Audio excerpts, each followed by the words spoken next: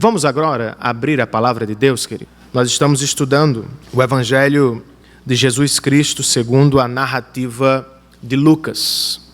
E hoje nós vamos concluir o capítulo de número 19, estudando 3 parágrafos a partir do verso de número 28. Lucas, capítulo de número 19, vamos a partir do verso de número 28. Você é do tipo que conserta tudo em casa? Conserta banheiro, troca lâmpada, arruma a cama? Eu preciso confessar, irmãos, que eu não sou assim. Eu até gostaria, mas eu vejo a minha casa como um lugar de descanso e não de trabalho. O problema é que Sabrina não enxerga da mesma forma. E toda vez que algo quebra lá em casa, eu preciso ouvir a frase perturbadora: homem da casa, quando é que você vai consertar isto ou aquilo? Eu não gosto muito quando isso acontece, mas sei da minha responsabilidade. Nem sempre atendo prontamente, mas no final, tudo dá certo de um jeito ou de outro. Por exemplo, outro dia, eu levantei decidido a consertar o banheiro. Já há alguns meses que o chuveiro estava quebrado, a resistência também, e agora a descarga não funcionava. E eu levantei em oração: Deus me dá forças para resolver este problema.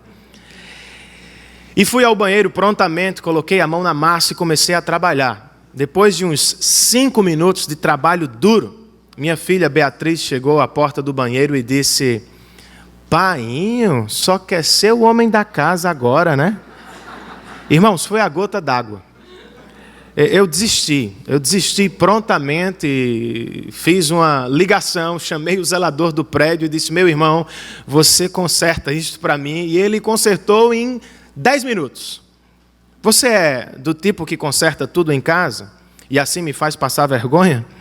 Ou você é mais parecido comigo, que vê a casa como um lugar de descanso e não de trabalho?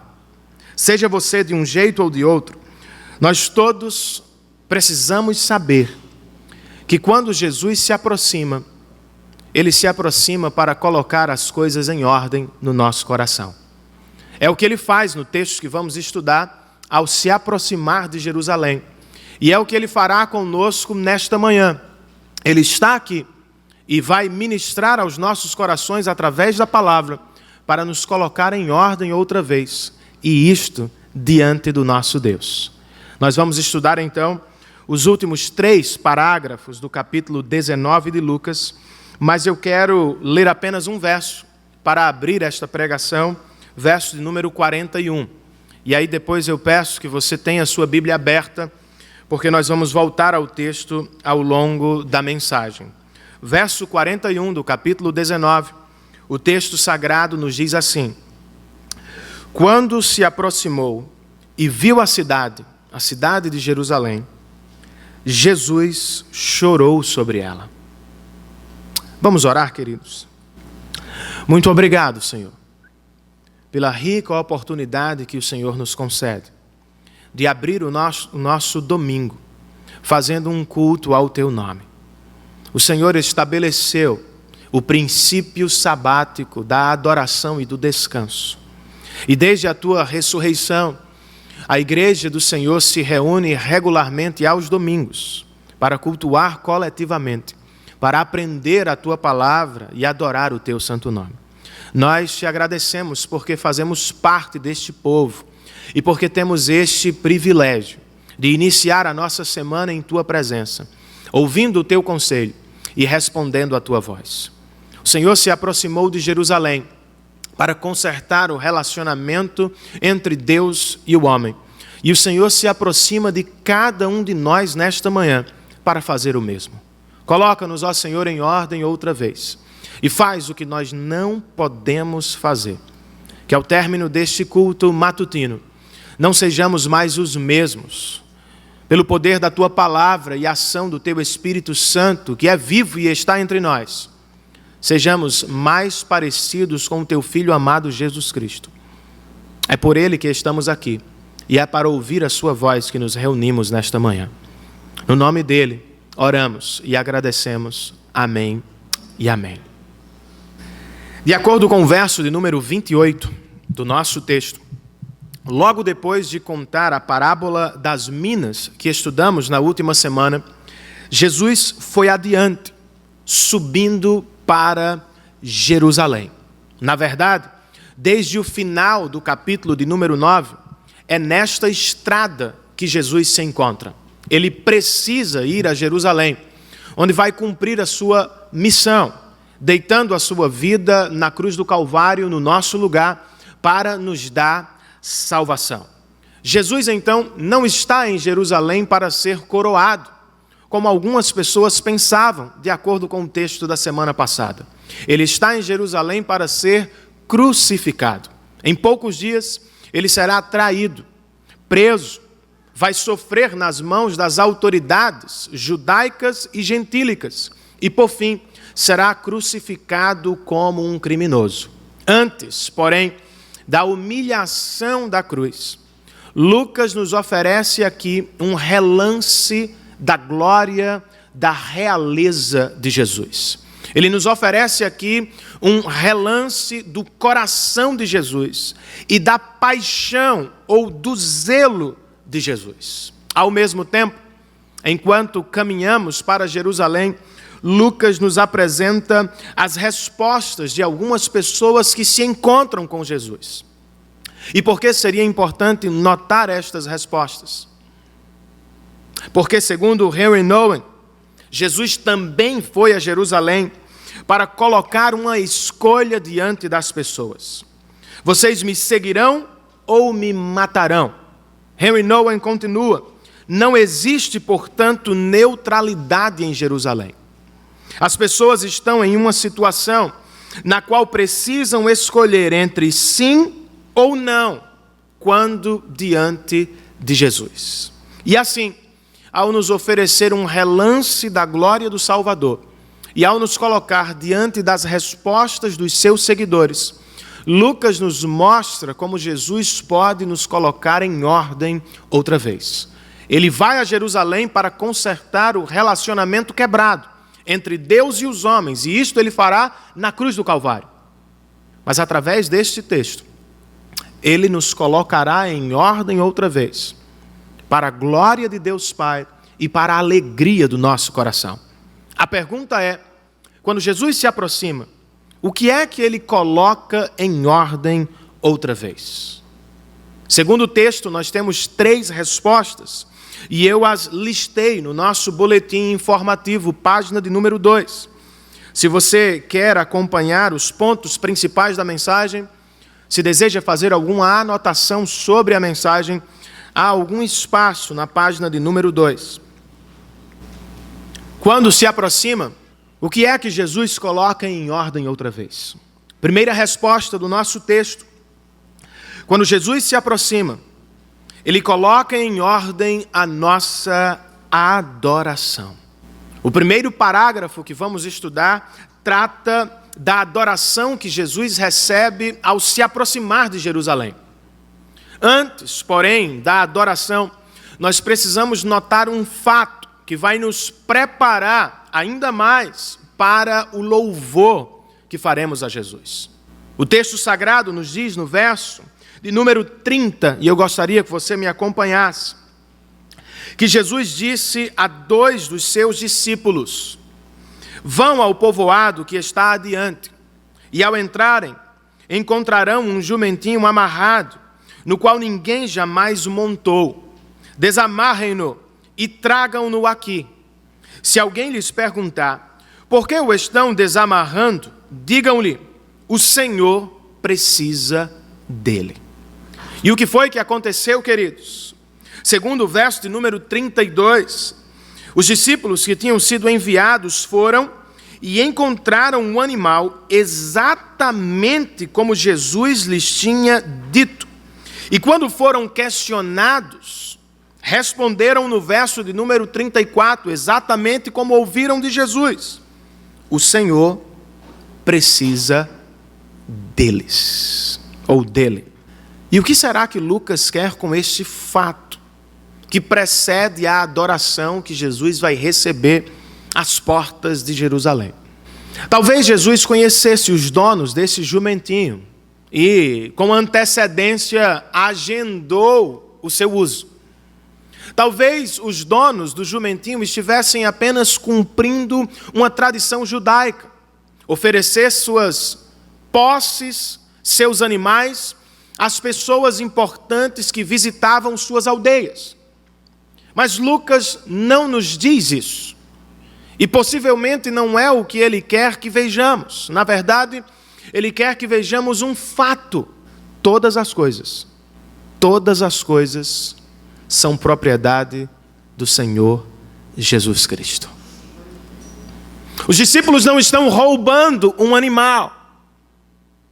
Jesus também não está pedindo o animal emprestado. É como se ele estivesse reclamando o que é seu por direito. Tragam-me o jumentinho, e se alguém lhes perguntar, digam: o Senhor precisa deles, ou dele. Mas perguntamos, por que entrar em Jerusalém numa celebração de adoração montado sobre um jumentinho? Por que não usar um cavalo branco? Por que não chegar cercado pela pompa do Império Romano, com soldados e pessoas importantes à sua volta? Por que Jesus escolheu um jumentinho, irmãos? Jesus está cumprindo uma profecia de Zacarias, que apontava para a chegada do Salvador. E, ao mesmo tempo, ele está revelando a sua humildade. Ele é, sim, o Rei da Glória, mas ao se aproximar da sua missão, ele não vem altivo, ele vem humilde. E isto ele espera também da sua igreja. Depois do fato, ou depois do jumentinho, segue a adoração. Os discípulos são os primeiros a adorar. Segundo o verso de número 35, eles levaram o jumentinho a Jesus, lançaram seus mantos sobre ele e fizeram que Jesus montasse nele. Eles preparam o animal, eles honram Jesus colocando suas vestes para cobrir o animal. E eles levam Jesus ao jumento, eles o exaltam, por assim dizer. E logo depois os discípulos, a multidão segue o que eles fazem. Jesus se aproxima de Jerusalém e a multidão joga suas vestes no caminho, como se estivesse desenrolando um tapete vermelho. E a multidão começa a cantar, não qualquer música, mas um salmo também messiânico. Se Jesus cumpre uma profecia messiânica, as pessoas cantam um salmo messiânico, ou seja, um salmo que apontava para o Salvador. O que eles cantam? Verso de número 38. Bendito é o Rei que vem em nome do Senhor. Paz no céu e glória nas alturas. Eles estão cantando o Salmo de número 118, que ano após ano era cantado por muitas pessoas que se aproximavam de Jerusalém para adorar. E quando cantavam com expectativa, esperando a chegada do Rei prometido do Antigo Testamento. As pessoas então olham para Jesus e, a partir do que ele fez e ensinou, enxergam-no como o Rei prometido. Começam a cantar um salmo messiânico diante de Jesus e observam que ele, ao montar um jumentinho, está cumprindo uma profecia antiga. A expectativa era alta e muitas pessoas estavam pensando: este é o Rei que vai levar Israel de volta ao topo do mundo. Mas nem todos concordam com a adoração. Segundo Lucas, no verso de número 39, alguns dos fariseus que estavam no meio da multidão disseram a Jesus: Mestre, repreende os teus discípulos. Eles não concordam com a adoração de Jesus. Adoração só a Deus. Eles não acham correto adorar Jesus, porque eles não o reconhecem como o Rei prometido do Antigo Testamento. Mestre, repreende os teus discípulos, isto é blasfêmia. O Senhor não pode receber adoração. Qual é a resposta de Jesus? Verso 40. Eu lhes digo, respondeu ele, se eles se calarem, as pedras clamarão. Sabe o que Jesus está dizendo em outras palavras? Se vocês não me adorarem, a criação vai encher o silêncio com louvor e adoração. Veja, Jesus não concorda com eles. Jesus não diz assim, não, vocês estão certos, adoração só a Deus. Vocês estão certos, eu não mereço adoração, ao contrário. Jesus diz, se vocês não quiserem me adorar, ainda assim, toda a criação vai louvar o meu nome, porque isto é justo e correto. Segundo Jesus, todas as coisas devem adorá-lo. Restaurar a adoração, portanto, era o grande alvo de Jesus ao cumprir sua missão. E ainda hoje, irmãos, temos a mesma missão e o mesmo alvo. É como escreve o Dr. John Piper em um livro chamado Alegrem-se os Povos. Ele abre o livro dizendo: as missões não representam o alvo fundamental da igreja. A adoração, sim. As missões existem porque não há adoração. Ela, sim, é fundamental, pois Deus é essencial, não o homem. Quando esta era se encerrar e os incontáveis milhões de redimidos estiverem perante o trono de Deus, não haverá mais missões. Elas representam, no momento, uma necessidade temporária. Mas a adoração, esta sim, permanecerá para sempre. A nossa missão, portanto, é tornar Cristo conhecido e desejado entre as nações. Mas o alvo da nossa missão é levar pecadores de todas as tribos, povos e nações à adoração do Filho bendito de Deus. Como cumprimos a missão e alcançamos o nosso alvo?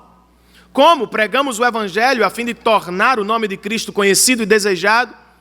E assim levamos pecadores à adoração do Filho de Deus. A partir do texto eu posso sugerir algumas respostas que nos são aplicações práticas. Em primeiro lugar, queridos, nós cumprimos a nossa missão e alcançamos a nossa meta quando investimos os nossos recursos na proclamação do Evangelho de Jesus Cristo. Algumas pessoas pregando esta passagem vão fazer de maneira equivocada a comparação entre o jumentinho e os cristãos. Vão dizer, vocês precisam ser como o jumentinho. Vocês precisam carregar Jesus sobre os ombros. Não é esta a comparação que devemos fazer aqui.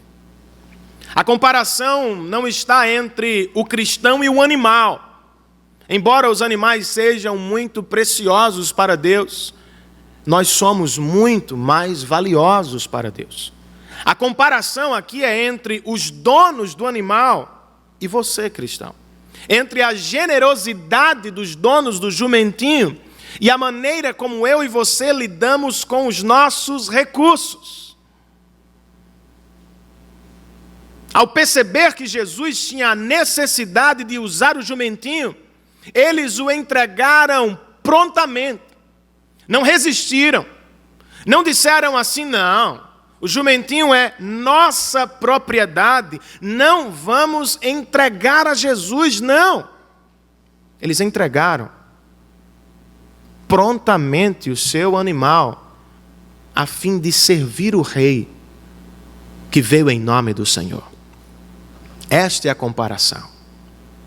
Fazemos o mesmo com o que ganhamos. Fazemos o mesmo com o que temos. Você realmente olha para o que ganha e o que tem,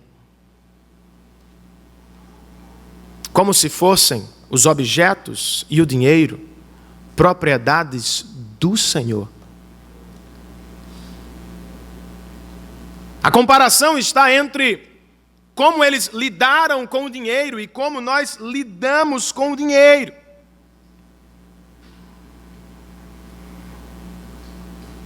Abra a sua mão, cristão. Entenda que o que você tem é do Senhor. E que, portanto, deve servir à causa do Senhor. Faça como os donos deste animal. Coloque o seu carro à disposição do Rei Jesus.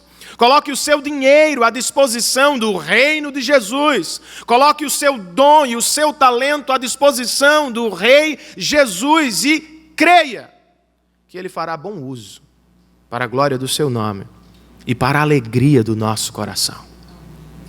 Como cumprimos a nossa missão, pregação do Evangelho, e alcançamos a nossa meta, adoração a Cristo Jesus? Quando pregamos e vivemos em humildade. Jesus não vai a Jerusalém montado sobre um jumento apenas para cumprir uma profecia. Ele vai para ensinar os discípulos. Eu sou sim o Rei da Glória. Mas eu não sou um César. Eu não sou um ditador. Eu sou soberano. Mas eu sou humilde de coração. Que esta imagem, o Rei da Glória sobre um jumentinho, ensine o seu coração e o meu coração sobre humildade. Se o Rei da Glória cumpriu a sua missão sobre um animal humilde, irmãos, se ele foi a Jerusalém não sobre um cavalo branco, mas com um humilde jumentinho, porque eu e você vamos viver ou cumprir nossa missão como se fôssemos melhores, superiores. Que esta imagem humilhe o seu coração. Que você veja os seus colegas de trabalho como se eles fossem superiores. Que você veja os seus amigos de escola como se eles fossem superiores. Que você veja os seus funcionários como se eles fossem superiores. Porque no final das contas somos todos pecadores carentes da graça de Deus. Não importa o quanto temos, o que temos, somos todos carentes da graça de Deus. C.S. Lewis, falando sobre a humildade, escreveu no século passado: a humildade do Evangelho não é pensar em mim mesmo como se eu fosse menos, nem é pensar em mim mesmo como se eu fosse mais. É pensar menos em mim mesmo e mais nos outros. Como cumprimos a nossa missão, queridos? A propagação do Evangelho. E alcançamos, portanto, a nossa meta, a adoração de Cristo Jesus, exaltando ou adorando a pessoa bendita de Cristo Jesus. Foi o que os discípulos fizeram prontamente, quando levantaram Jesus e o colocaram sobre o jumentinho. Imediatamente as pessoas seguiram o que os discípulos estavam fazendo e adoraram o Senhor Jesus Cristo. A adoração, portanto, não é apenas o alvo da nossa missão. Como escreve John Piper, ela também é o combustível da nossa missão. Ou seja, quanto mais satisfeito estamos com o que Deus fez por nós em Cristo Jesus, mais radiantes e fiéis seremos na proclamação do Evangelho. Quanto mais maravilhado, encantado com o que Cristo fez por nós na cruz do Calvário, mais vibrantes nós seremos na proclamação do Evangelho. Antes de levar as pessoas à adoração, eu e você precisamos adorar. E quanto mais adoramos, mais o nosso coração se encherá de gozo espiritual e de vontade por proclamar o Evangelho de Jesus Cristo. E por que nós precisamos adorá-lo, queridos? Porque cristãos e não cristãos devem se preocupar com a adoração de Cristo Jesus? Se Jesus era digno de receber a adoração por cumprir as profecias do Antigo Testamento, e se ele era digno de receber adoração por ser o rei que vinha em nome do Senhor, ele é agora muito mais digno de ser adorado. Por quê? Porque ele é agora muito mais digno de ser adorado? Porque ele assumiu o nosso lugar na cruz do Calvário. Resolveu o nosso problema diante da justiça de Deus e derramou sobre a nossa vida graça incomparável. Porque Jesus é mais digno agora de receber adoração do que antes. Porque diz a palavra de Deus que ao terceiro dia ele ressurgiu dos mortos. Deu provas de que era quem dizia ser. E deu provas de que o que havia feito na cruz do Calvário fora aceito por Deus. Porque Jesus é agora ainda mais digno de receber adoração do que antes. Porque ao voltar aos céus, diz a palavra de Deus, ele foi recebido em glória, coroado o Rei da glória para sempre. Porque ele deve ser adorado ainda mais por você e por mim. Porque diz a palavra de Deus que no final das coisas, ele voltará para nos buscar. E enfim nos levará à presença do nosso Pai e nos colocará dentro do reino perfeito. Por que então não adoramos muito mais do que fizeram os discípulos e os seguidores de Jesus quando estavam à entrada de Jerusalém?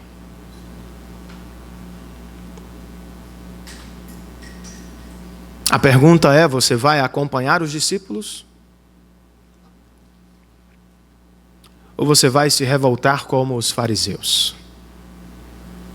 Você vai se dobrar perante Jesus, reconhecê-lo como seu Salvador e adorá-lo pelo que ele fez por você? Ou você vai se rebelar contra ele como fizeram os fariseus? Se aproxime hoje dele. Pela primeira vez, pela 10ª vez, 1000ª vez. Dobre os seus joelhos perante a cruz do Calvário. Reconheça o que ele fez por você ali. E adore-o para sempre na presença de Deus Pai. O que Jesus coloca em ordem, queridos, quando se aproxima da nossa vida, em primeiro lugar, a adoração. Segunda resposta que o texto nos oferece: quando Jesus se aproxima, ele coloca em ordem a nossa oração. Diz o verso de número 41, que quando Jesus se aproximou e viu a cidade de Jerusalém, ele chorou sobre ela. Com isso, comenta Darrell Bock, Lucas nos oferece um relance do coração de Jesus Cristo. Philip Ryken escreve: Jesus não vivia chorando, não era sentimental, mas ele chorava sim pelas coisas que partiam o seu coração. E o que partia o coração de Jesus? O que levou lágrimas aos seus olhos quando ele se aproximou de Jerusalém, irmãos? Versos 42, 43 e 44. Lucas registra as palavras do Senhor. Se você compreendesse neste dia, sim, você também, o que traz a paz. Mas agora isso está oculto aos seus olhos. Virão dias em que os seus inimigos construirão trincheiras contra você, a rodearão e a cercarão de todos os lados. Também a lançarão por terra, você e os seus filhos. Não deixarão pedra sobre pedra, porque você não reconheceu a oportunidade que Deus lhe concedeu. Porque Jesus está chorando, irmãos?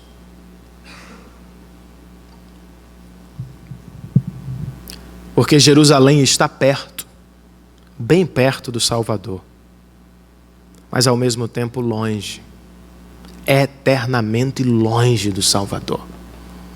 Jesus está chorando, porque as mesmas pessoas que acabaram de cantar o salmo messiânico vão pedir a sua crucificação em poucos dias.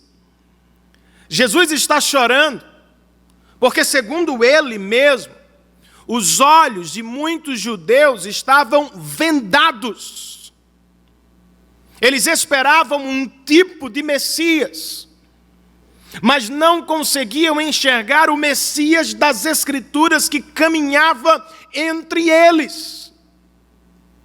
Eles estavam perto do Salvador, mas não conseguiam ver o Salvador. Jesus está chorando aqui, irmãos, porque esta decisão dos judeus resultará em julgamento. Deus julgou a nação de Israel no passado através dos babilônios, através dos assírios. Em 40 anos, ele vai julgar os judeus através dos romanos. Jerusalém será destruída e quase vai desaparecer do mapa. E Jesus sabe disso.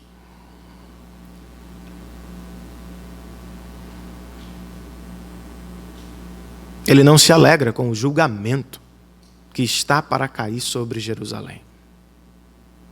Ele não tem prazer na morte e na condenação dos ímpios. O que ele faz? Ele chora pelos pecadores de Jerusalém. Ele ora por eles, na esperança de que se voltem para o rei enquanto há tempo. Será que é assim que oramos, queridos? Será que a nossa oração se parece em alguma medida com a oração de Jesus? Para ajudar os que querem colocar a sua oração em ordem, eu vou fazer algumas perguntas a partir do texto. E assim que o Espírito Santo do Senhor nos convoque ao retorno. Por exemplo, pelo que nós oramos. Pelo que você ora quando dobra os seus joelhos diante de Deus. Nós oramos muito por nossa família. Não oramos, queridos? Oramos muito pelo nosso trabalho, pela nossa escola. Oramos muito pelos nossos sonhos diante de Deus.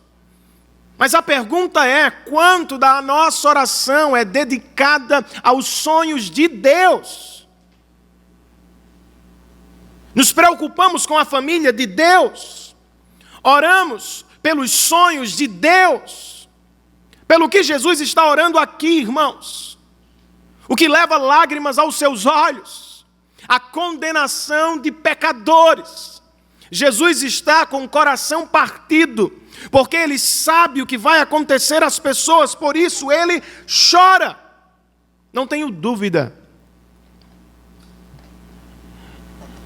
sobre o cuidado de Deus. Eu estou certo que Deus cuida da sua família, do seu trabalho, e que ele se preocupa até com os seus sonhos. Eu não tenho dúvida disso. Mas a questão é quanto você se preocupa com os sonhos dele, com o povo dele, com a missão dele.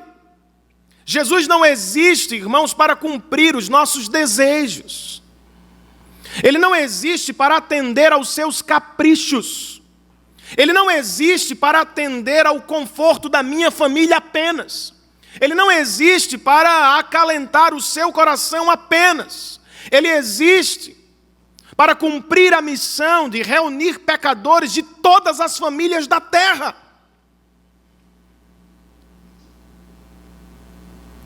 Mas será que estamos envolvidos com o que Ele está fazendo? Será que nós oramos pela salvação dos pecadores? Quando foi a última vez que você chorou a Deus pedindo por um povo não alcançado, por parentes não alcançados, por amigos não alcançados? Missionário presbiteriano John Patton, que foi às Ilhas Hébridas e deu a sua vida e a sua família pelo campo missionário, certa vez foi questionado sobre a resiliência do seu coração no campo missionário depois de perder 2 esposas e filhos. E ele disse: a imagem que jamais sairá da minha mente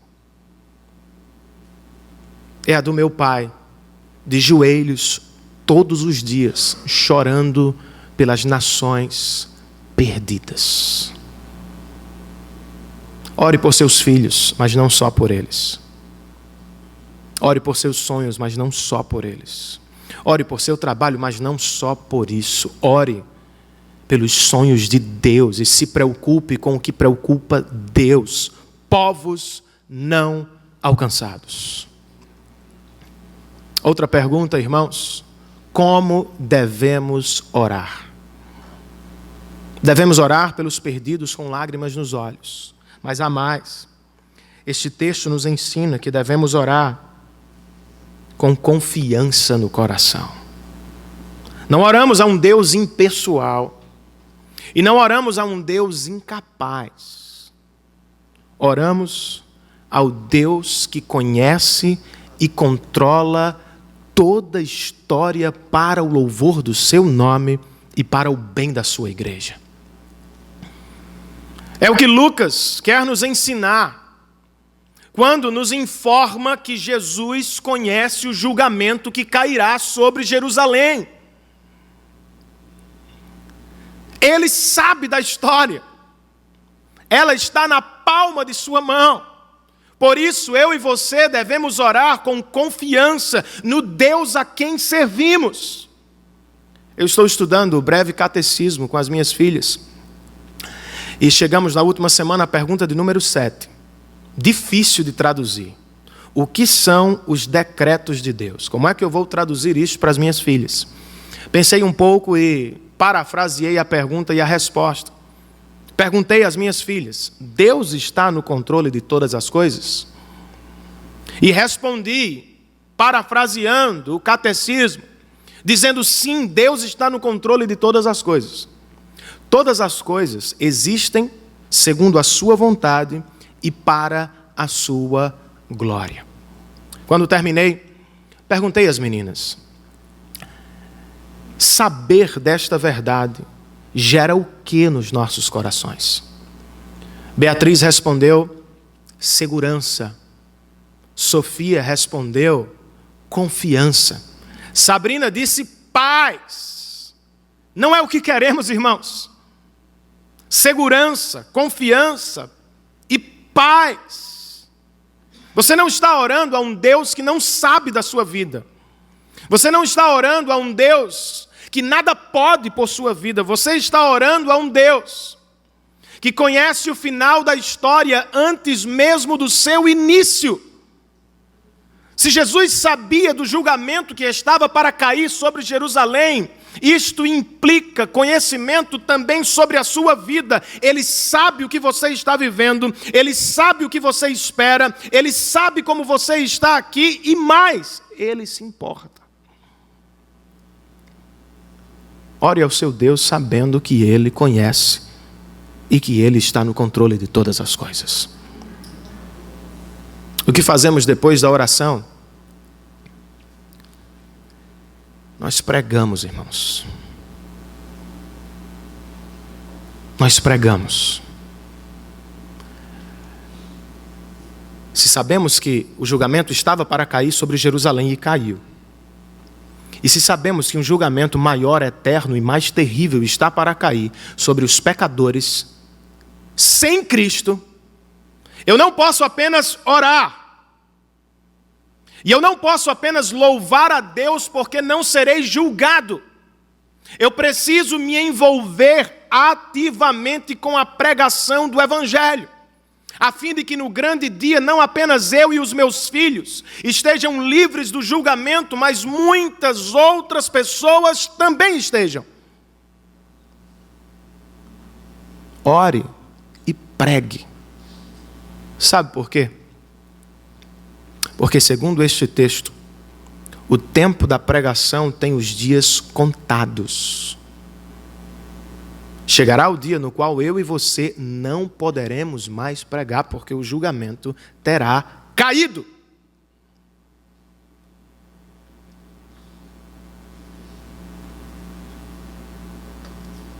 Não é por isso que Jesus chora também? Jesus estava em Jerusalém e Jerusalém não o recebeu. Outra vez eu penso que Lucas está falando um pouco sobre o nominalismo cristão.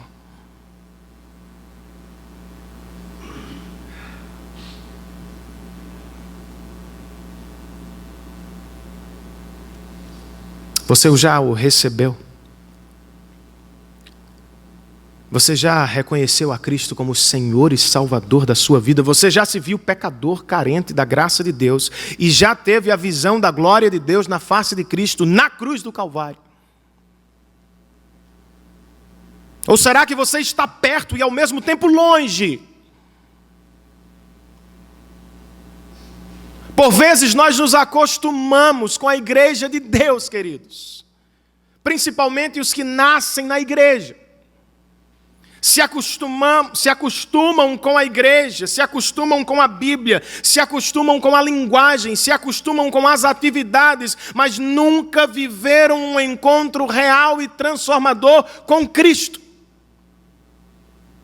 Visitei uma família ontem e o pai me dizia que recentemente ele confrontou seus filhos adolescentes, batizados, membros da igreja, de outra igreja.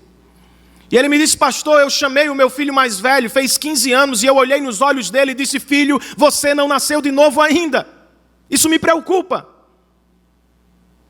Você conhece a igreja, você vai à igreja, você lê a Bíblia, você vive na igreja, mas eu nunca vi você expressando amor genuíno por Cristo. Ore por isso. Precisamos orar pelos nossos filhos. E precisamos orar por nós mesmos, a fim de que não estejamos perto e ao mesmo tempo longe, como os judeus estavam. Porque o tempo, irmãos, em breve passará. Sendo assim, não perca a oportunidade. Jesus está perto de você hoje. Aproxime-se dele também.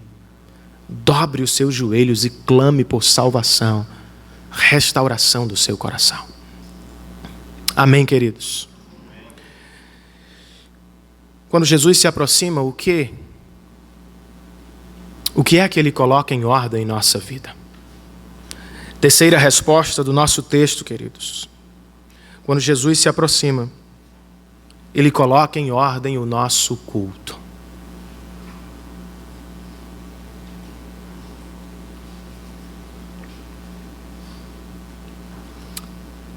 Ao se aproximar de Jerusalém, Jesus chora e ora pela cidade santa. E assim ele revela um pouco do seu coração. Misericordioso. Ao chegar em Jerusalém, Jesus imediatamente procura o templo. Primeiro lugar que ele visita em Jerusalém é o templo. E isto revela o zelo, a paixão de Jesus. Não pelo prédio, mas pelo que acontece no prédio. Culto a Deus. E esta não é a primeira visita que Jesus faz ao templo. Ao longo da narrativa de Lucas, diversas vezes Jesus está no templo. E quando não está no templo, por não se achar em Jerusalém, todos os sábados ele está nas sinagogas judaicas espalhadas pelo território de Israel. Então, para quem diz Jesus não gostava de culto coletivo, é uma falácia. Ele frequentava regularmente cultos como este. Embora não seja a primeira visita de Jesus ao templo, é a última. Porque em poucos dias, ele vai ser preso, condenado e crucificado como um criminoso. Antes da cruz, ele vai ao templo a fim de colocar o culto em ordem outra vez. E como é que ele faz isso, irmãos? Versos 45 e 46. Lucas registra o seguinte: então ele entrou no templo e começou a expulsar os que estavam vendendo. Disse-lhes: está escrito, a minha casa será casa de oração, mas vocês fizeram dela um covil de ladrões.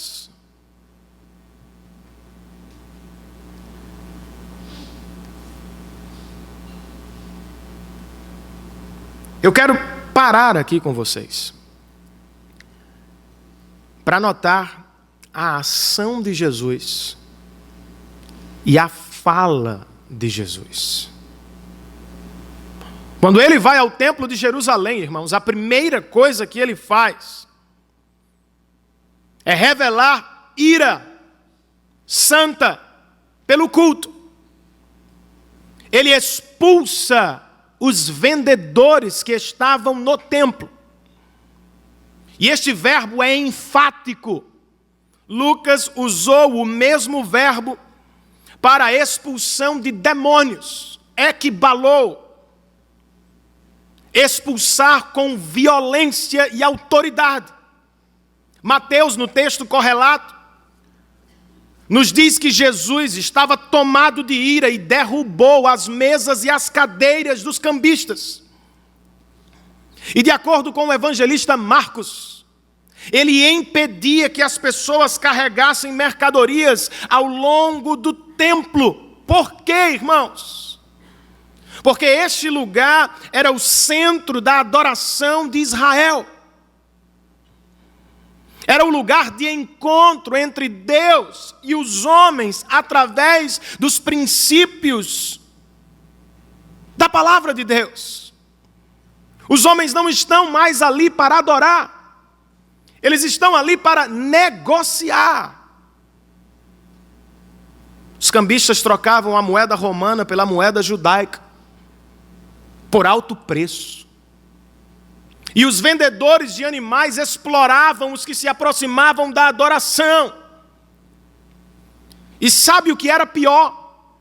O sumo sacerdote, os líderes sob o sumo sacerdote, todos lucravam com o negócio. Há alguma semelhança com o nosso tempo? A religião se tornou um negócio lucrativo.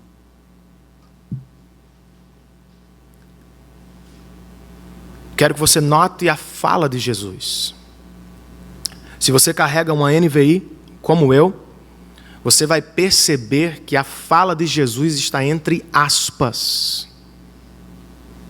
Percebeu isto? Por quê?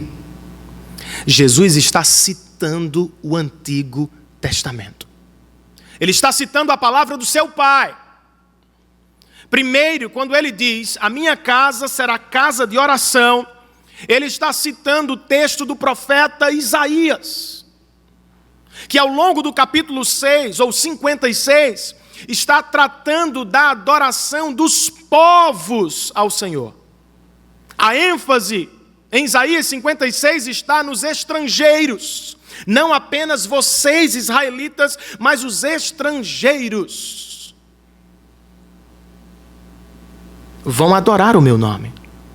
Qual é a relação, irmãos? Por que Jesus cita este texto quando vai ao templo? Você precisa saber disso. O negócio não se dava na parte interna do templo. O negócio se dava no pátio externo, que era chamado de pátio dos gentios, ou pátio dos estrangeiros. Os estrangeiros não podiam entrar na parte interna do templo, mas eram convidados a ocupar o pátio externo, a fim de ouvir a pregação, assistir ao culto, sem o compromisso de se tornar um judeu imediatamente. Por que Jesus está irado então? Porque o culto está sendo obstruído. A pregação está sendo bloqueada por cambistas e mercadores. Eles ocupam o lugar dos não cristãos.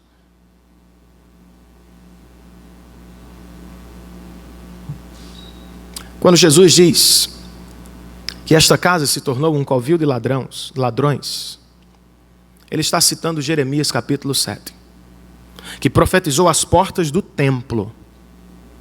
Vocês abandonaram a Deus quando negligenciaram o órfão, o pobre e a viúva. Na época do profeta, os ricos se gabavam de ocupar os melhores lugares, mas nada faziam pelos menos favorecidos. Aqui é pior. Não apenas negligenciam os menos favorecidos, Os religiosos ricos roubam os mais favorecidos. Jesus não concorda com isto. O culto não deve servir em primeiro lugar para negócios ou para atender às circunstâncias, às necessidades circunstanciais do povo.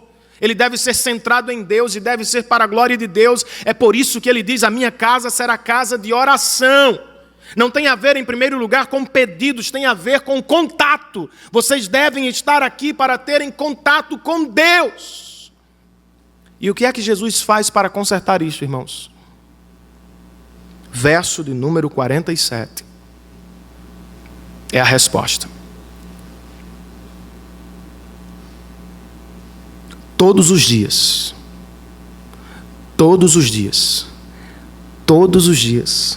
Jesus ensinava no templo. Sabe como ele quer consertar o culto de Israel? Pregando a palavra de Deus. Nem todos escutam, é óbvio. Verso 47 nos diz que os chefes dos sacerdotes, os mestres da lei e os líderes do povo procuravam matá-lo. Porque o negócio estava sendo ameaçado. Eles não concordam com o que Jesus quer fazer.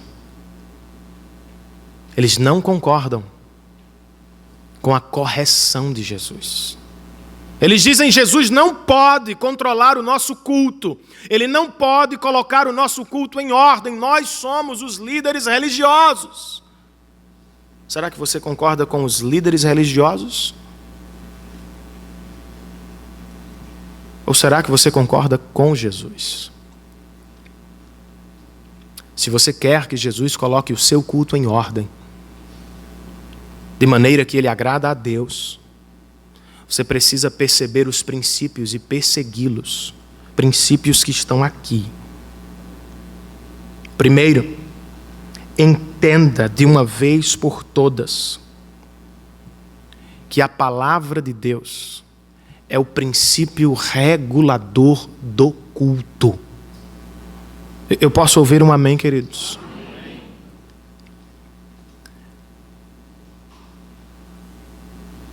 O que é que Jesus está fazendo todos os dias no templo? Pregando a palavra. O que ele faz ao chegar ao templo? Ele cita a palavra do seu Deus ou do seu Pai. Porque ele sabe disso. Quem coloca as coisas em ordem no mundo, quem coloca as coisas em ordem na igreja, não é fulano ou beltrano, é o próprio Deus através da sua palavra. Não sei se você já se perguntou por que a igreja do Bairro dos Estados toma tanto tempo com a palavra. Mais da metade do nosso culto é devotado ao ensino da palavra. Por quê? Porque nós cremos que quando Deus fala, Ele gera vida espiritual no coração dos pecadores que antes estavam mortos. Eu não posso fazer isso. Só Deus pode fazer isso. Nós cremos que quando Deus fala, Ele desperta cristãos sonolentos para realidades gloriosas e espirituais do reino de Deus. Eu não posso fazer isso. Só Deus pode fazer isso. Nós cremos que quando Deus fala, Ele coloca a sua igreja em ordem, no rumo certo, para a glória do seu nome e a alegria do nosso coração. Você quer ter um culto que agrada a Deus? Escute a palavra, leia a palavra, estude a palavra para conhecer a Deus e a sua vontade, e o culto que lhe agrada. Em segundo lugar, entenda que o culto deve ser centrado na glória de Deus e não na necessidade circunstancial do homem. Porque Jesus está irado aqui, irmãos. Porque muitas pessoas religiosas Subiam ao templo para fazer negócios, comprar, trocar, lucrar. Estavam preocupados, eles, com a bênção circunstancial, com o crescimento econômico do seu bolso. Não é por isso que muitas pessoas sobem aos templos religiosos ainda hoje? Não é por isso que temos 44 milhões de evangélicos no Brasil que abarrotam templos religiosos semana após semana? Não estão preocupados com a glória de Deus. Muitos não estão preocupados com o sacrifício de Cristo. Sobem ao templo para fazer negócios. Vamos ofertar para receber.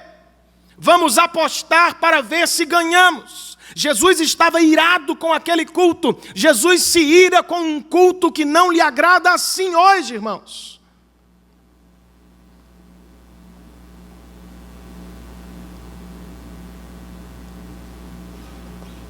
Este não é o culto que agrada a Deus. Porque o culto que agrada a Deus não se ocupa em primeiro lugar com as minhas necessidades circunstanciais. Ele se ocupa com a glória de Deus, com a majestade de Deus, com a grandeza de Deus. E quando os nossos olhos se voltam para Deus e para o que Ele fez no nosso lugar na cruz do Calvário, então encontramos o que realmente precisamos e por vezes sequer sabemos. Nos encontramos com o próprio Deus e a nossa alma é tomada de alegria espiritual. E aí as circunstâncias da vida caem em importância, não são mais muito importantes, passamos por elas, altos e baixos, facilidades e dificuldades, mas a nossa alma está segura e feliz com a pessoa de Cristo Jesus. Qual é a implicação? Não suba a este lugar para negociar. Não siga o exemplo de Jerusalém. Não venha para barganhar. Venha para adorar ao Deus Criador de todas as coisas, que por amor e graça enviou o seu Filho amado para tomar o seu lugar na cruz do Calvário. Ao Deus que derramou sobre você toda sorte de bênção espiritual nas regiões celestiais por causa de Cristo Jesus. Por fim, queridos, se você quer que Jesus coloque o seu culto em ordem, se preocupe, por favor, com os não cristãos. Porque Jesus está irado aqui também. Porque os cambistas e comerciantes ocuparam o lugar dos não cristãos. O que seria o pátio dos estrangeiros hoje? O pátio dos gentios hoje? Ouvindo a professora Barbara Burns, certa vez comentando sobre o texto, ela disse: para mim o pátio dos gentios hoje é a televisão. Por quê? Porque o não cristão pode ouvir a mensagem do evangelho sem a pressão do lugar religioso, quantas vezes quiser, para entender e então tomar sua decisão. Assim como o pátio era livre para os estrangeiros, a televisão também está livre para o não cristão. O problema, comentou a doutora Bárbara, é que o pátio também está ocupado por comerciantes, por cambistas, que tomam horas da vida do povo para vender seus livros, seus objetos sagrados, e não pregam o evangelho. Como vão ouvir o evangelho num mercado agitado? Como vão ouvir o evangelho num shopping center abarrotado por negócios? Igreja do Bairro dos Estados, por favor, não invista o seu dinheiro em pessoas que fazem negócio com o Evangelho, altamente lucrativo para si, e que escurecem a mensagem da salvação. Sabe o que eles fazem na televisão? Eles afastam os não cristãos do Evangelho, decepcionando seus corações pelos escândalos que vemos, ou enganando os seus ouvidos com uma falsa mensagem triunfalista. Sendo assim, não suporte quem é contra o Evangelho e quem só lucra com o Evangelho. Preciso pensar também no nosso culto aqui. Como é que nós podemos nos preocupar mais com os não cristãos? E por que tenho que levantar esta preocupação, irmãos? Porque cristãos por vezes só se preocupam com eles mesmos. Nós queremos o culto como sempre tivemos. Nós queremos o pastor com o mesmo traje de sempre. Nós queremos ouvir a linguagem que sempre ouvimos desde a tenra idade, porque isto nos é agradável aos ouvidos ou aos olhos. Será que os não cristãos entendem o que falamos? Será que tem alguma relevância, significado para ele o que fazemos? O nosso culto não deve ser para agradar o nosso coração. Nosso culto deve ser para agradar o coração de Deus. Não importa então as coisas secundárias, e sim as primárias. Deus está sendo glorificado, o Evangelho está sendo pregado. Os não cristãos entendem, participam da nossa igreja, e depois de tudo isso precisamos tomar a decisão.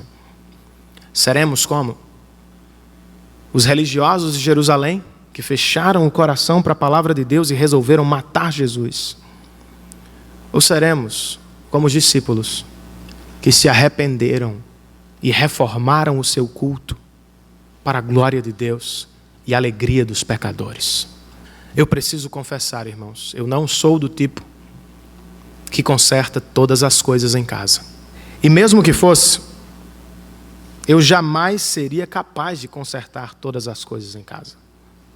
Aliás, ninguém aqui é capaz de consertar todas as coisas em casa.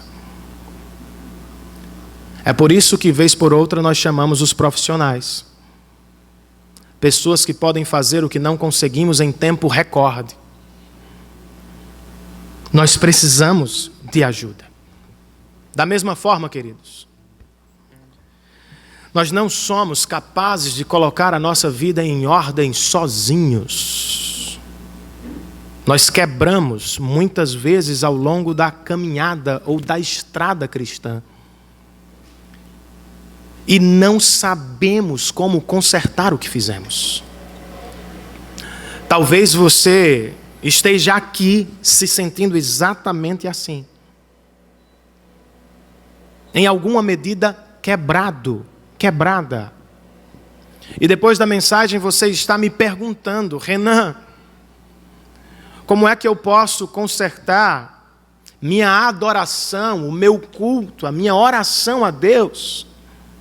Coisas tão grandes e importantes, se eu sequer consigo consertar coisas pequenas da minha vida. Recentemente eu fiz uma viagem com irmãos da igreja para pregar em Caruaru. E antes do nosso destino, nós paramos em Boa Vista para conhecer uma família querida e fomos a uma fábrica de tijolos participar de um culto evangelístico. Pregamos, cantamos e ao final do culto, nosso irmão Levi foi convidado para fazer uma oração. E a oração de Levi falava do que ele havia visto ao chegar no local. Quando chegamos à fábrica de tijolos, nós observamos os trabalhadores separando os tijolos. Os bons eram empilhados de um lado, os quebrados eram jogados do outro. Quando Levi orou, ele disse: Senhor, muito obrigado, Porque o Senhor não nos trata assim. Nós somos todos quebrados. E por vezes quebramos de novo. Mas muito obrigado. Porque o Senhor não nos joga fora. Muito obrigado porque Cristo tomou o nosso lugar na cruz do Calvário para nos consertar. E para nos tornar agradáveis aos olhos de Deus. É assim que funciona, meu irmão. Não chegaremos lá porque somos certinhos, perfeitos. Nós chegaremos lá porque Cristo morreu na cruz do Calvário para nos colocar em ordem outra vez. Se aproxime dele então pela primeira vez hoje, pela 10ª vez. Prostre-se diante da cruz de Cristo e clame por salvação e restauração. Vamos nos colocar de pé e vamos cantar uma última canção para terminar o nosso culto.